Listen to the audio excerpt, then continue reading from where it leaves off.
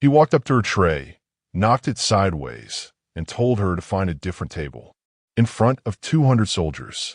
No hesitation, no lowered voice, no attempt to disguise what he was doing.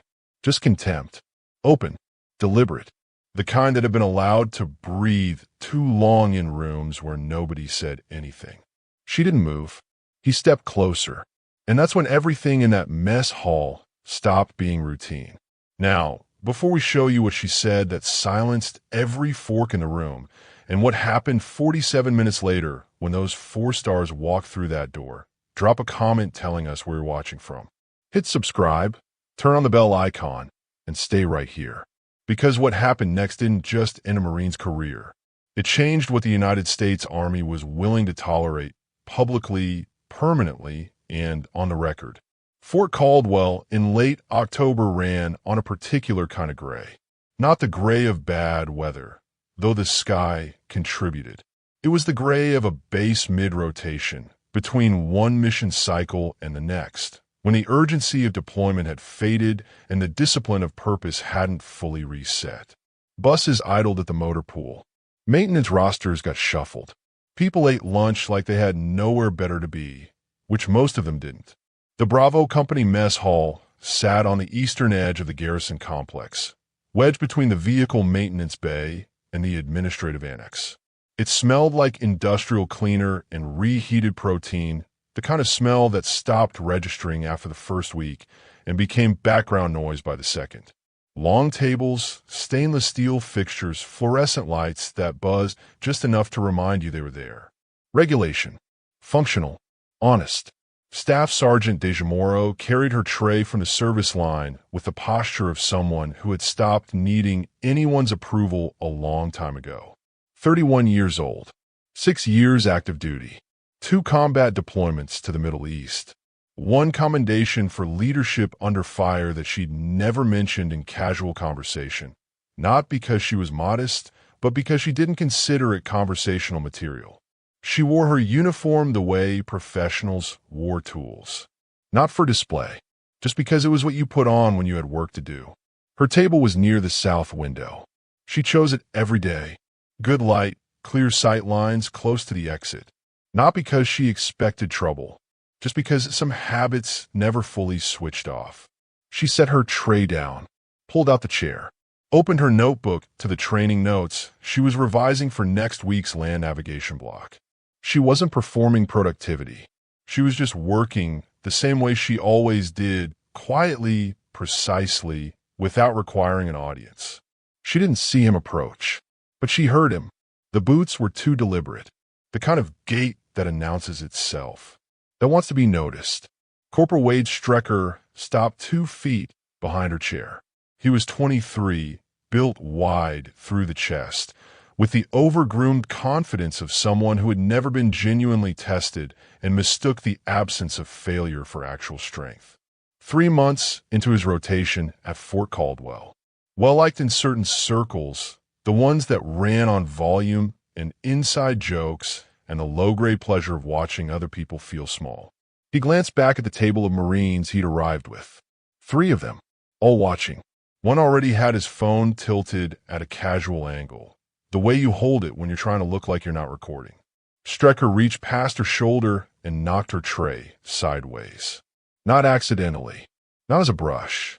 With 2 fingers and a clear, deliberate sweep that sent her water cup tumbling, her notebook sliding, her silverware scattering across the table with a noise that cut through every nearby conversation like a blade.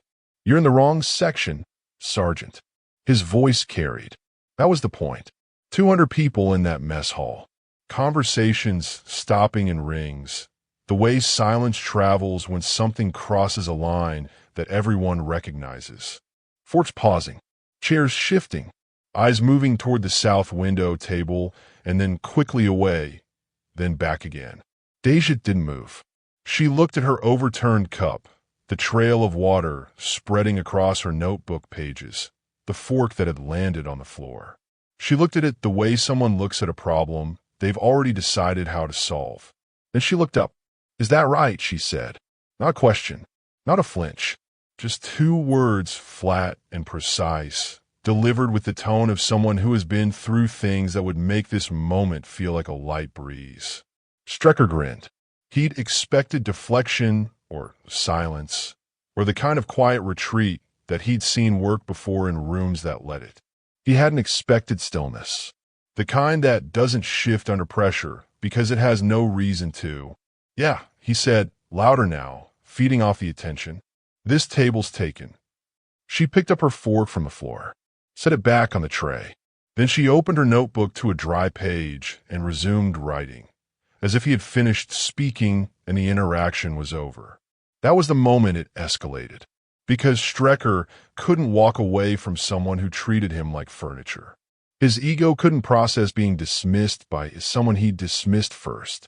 He leaned in, close enough that his voice was no longer performing for the room, but aiming at her specifically. "You didn't hear me. I heard you fine, Corporal."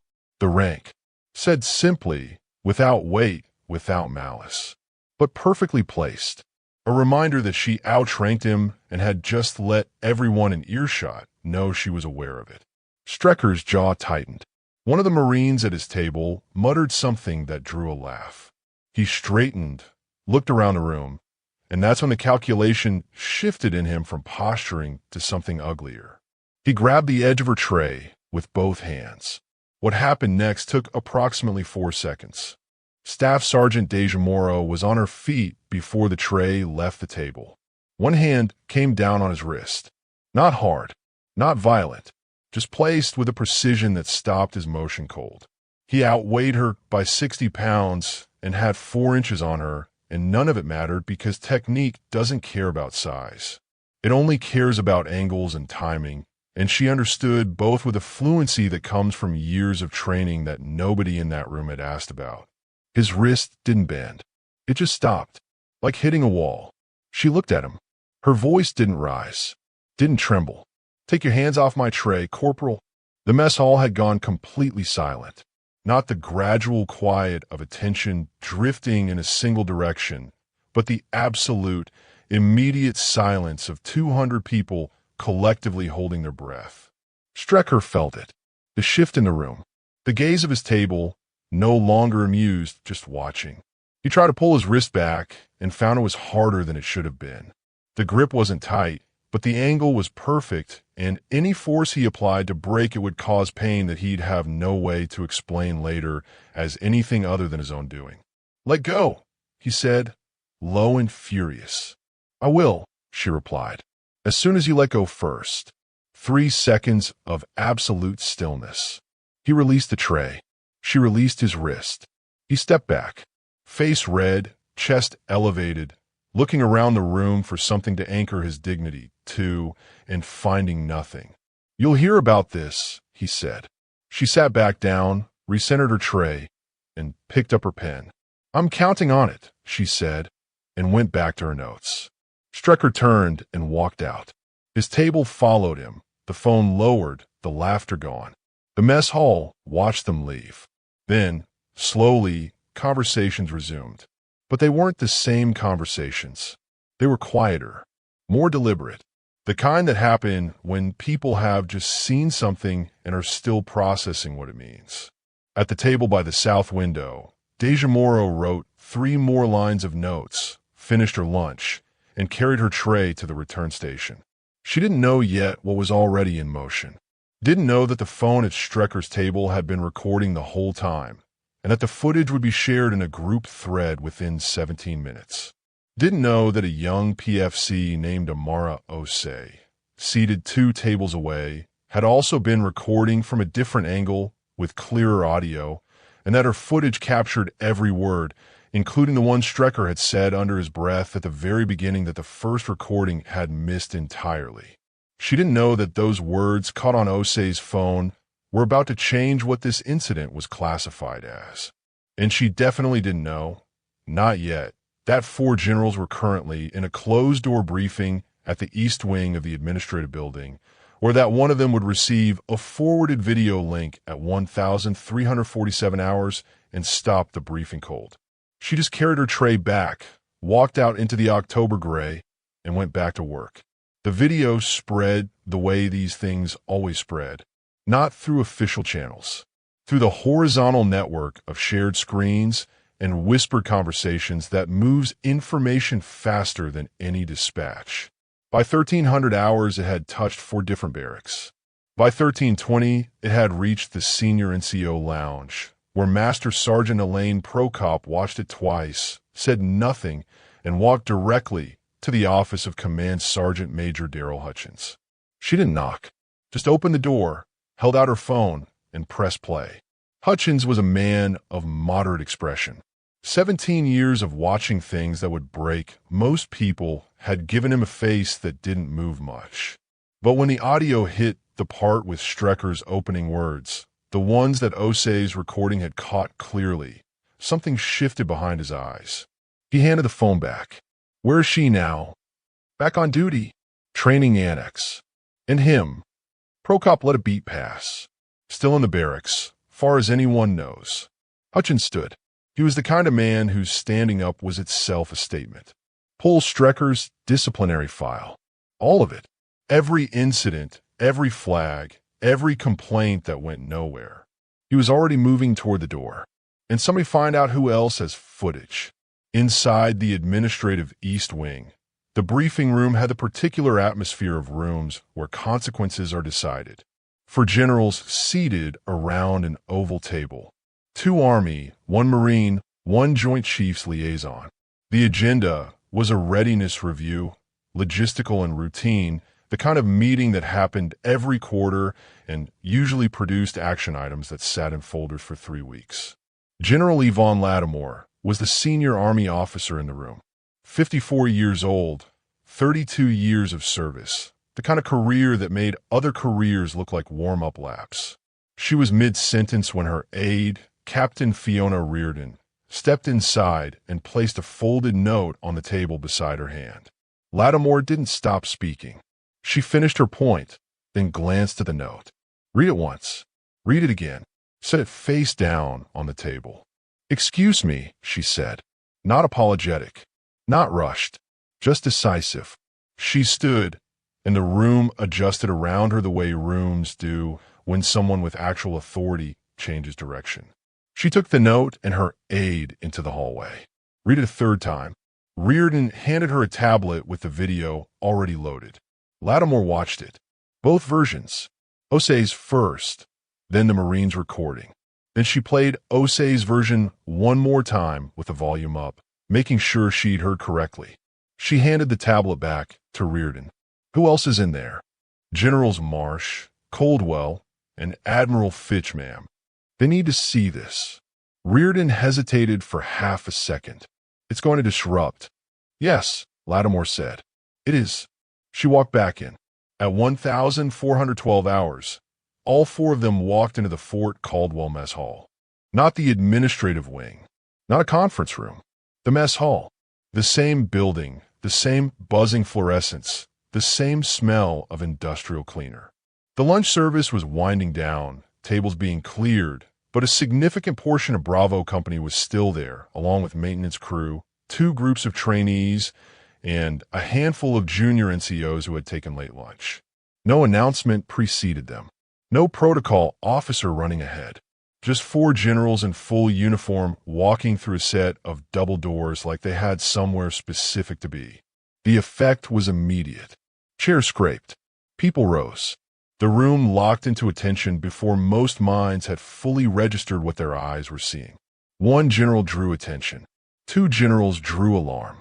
4 generals, unannounced, in a mess hall on a Tuesday afternoon, meant something had happened that had no name yet. General Lattimore scanned the room once. Her aide had already identified the approximate table position from video. She walked directly toward the south window section and stopped at the center of the room. She didn't use a microphone. She didn't need to. At ease. Sit down. They sat. She let a moment pass. Long enough to feel intentional. Short enough not to feel theatrical. My name is General Lattimore. Most of you don't know me. You will. At approximately 1,215 hours today, An incident occurred in this building that was recorded on 2 separate devices and forwarded through approximately 40 individual communications before it reached my briefing room at 1,347 hours. She paused. I want to be very clear about what I saw in that footage. The room was the kind of silent that has physical weight. I saw a non-commissioned officer conduct herself with extraordinary restraint and professionalism in the face of unprovoked harassment and racially motivated targeting. And I saw those around her say nothing. Nobody breathed. I'm not here today to conduct a trial. That will happen through the appropriate channels, and it will happen thoroughly. She looked around the room, not with anger, just with the steady precision of someone who has decided exactly what needs to be said.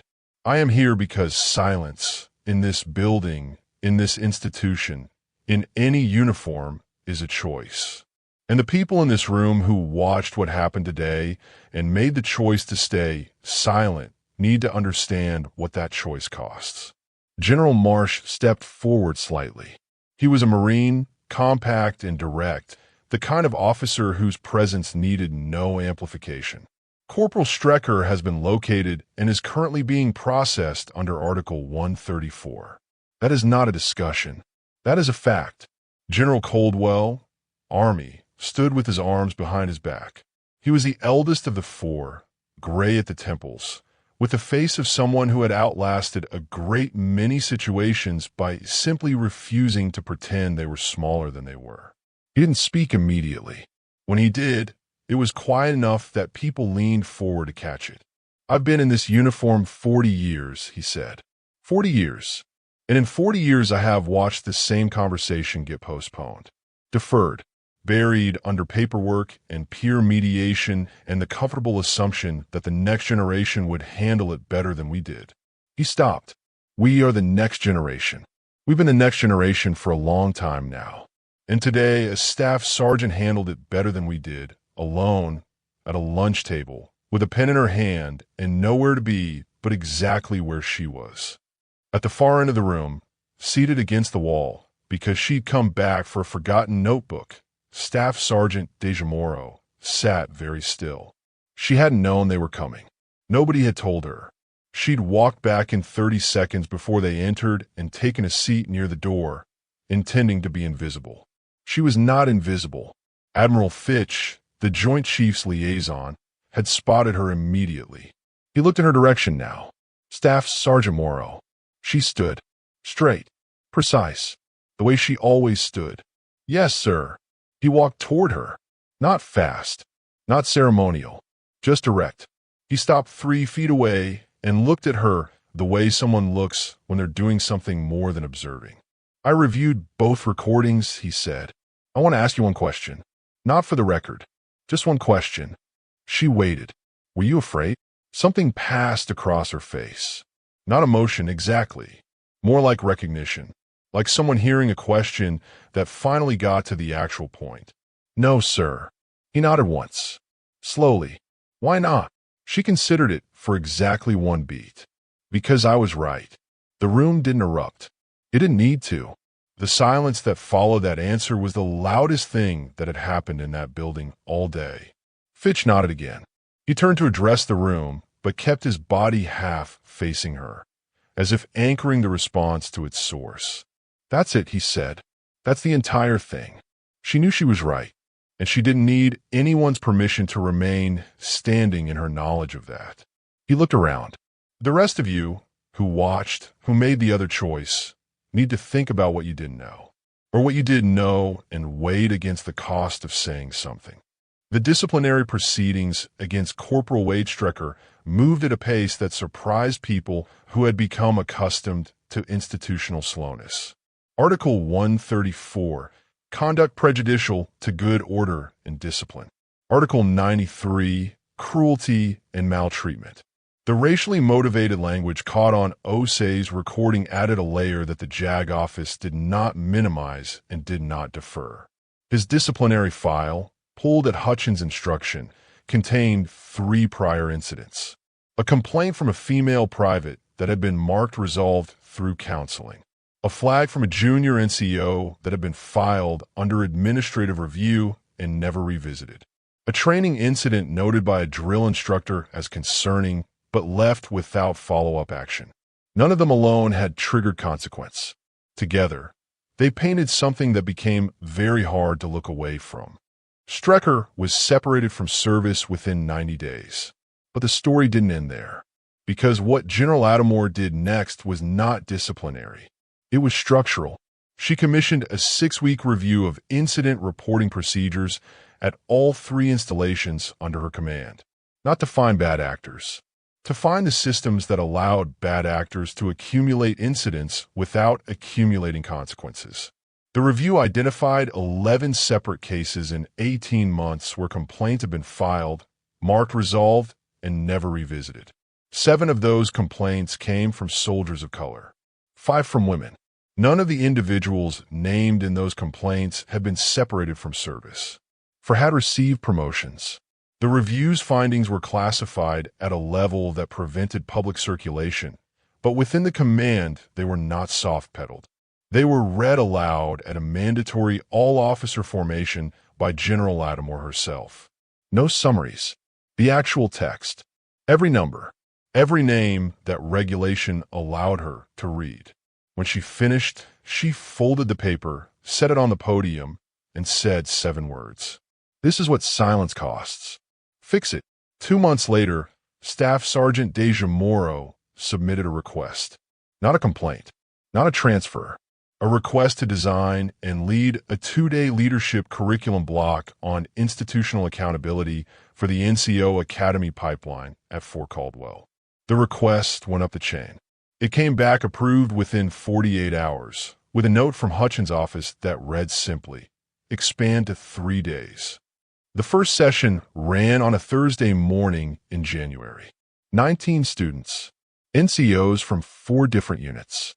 She walked in at 0700 sharp, set her notebook on the table, and looked at the room. No ceremony, no introduction, just the work. She opened the first session with 1 question, written on the whiteboard in block letters before anyone arrived. What did you see and what did you do? Nobody in that room answered quickly. Nobody was supposed to. She let it sit there for a full minute, that question breathing in the space between them, heavy and honest. Then she said, let's start there. And they did. On the last afternoon of the 3-day block, a young sergeant named Torres stayed after the room cleared. He stood near the door, turning his cover in his hands, not quite able to leave, but not quite able to start. She was erasing the whiteboard. She didn't turn around. You have something to say, she said. He exhaled. I was there, in a mess hall, the day it happened. She kept erasing. I saw the whole thing, he said, and I didn't say anything. She finished the board, set the eraser down, turned around. Torres was looking at the floor. I've been thinking about it every day since. I keep trying to figure out why I didn't, he stopped. I knew it was wrong. I knew it the second it started. She waited until he looked up. Then you already know the answer, she said. The question is what you do with it now. He nodded. Once. The kind of nod that means more than agreement. The kind that means I will carry this. She picked up her notebook. You came back, she said, and you said it out loud in a room full of people who needed to hear it. Give yourself credit for that. She moved toward the door, then paused just long enough, and then never need that credit again. She walked out into the cold January air. Boots on concrete, breath making small clouds in the pale morning. Somewhere across the garrison, formations were assembling, voices counting cadence, the machinery of the institution doing what it does. But something in the air felt slightly different from October. Not transformed, not fixed, but different, the way air feels after a long overdue storm finally breaks. Deja Morrow had never asked for a moment, had never planned to be standing at the center of one. She'd just been eating lunch, doing her work, sitting at the table she'd chosen, in the uniform she'd earned, with nowhere to be but exactly where she was. And she had not moved. That was all, and it was everything. Would you have stayed seated when everyone around you went silent? Would you have spoken up when the room said nothing? And do you believe the most powerful thing a person can do in the face of open contempt is simply refuse to disappear. Drop your thoughts in the comments. Every single one gets read. Hit that like button, subscribe to the channel, and make sure the bell icon is on so you never miss a mission like this. Share this story with someone who needs to be reminded that integrity doesn't need an audience to be real. Your next video is already on screen. Go watch it now. We'll see you tomorrow.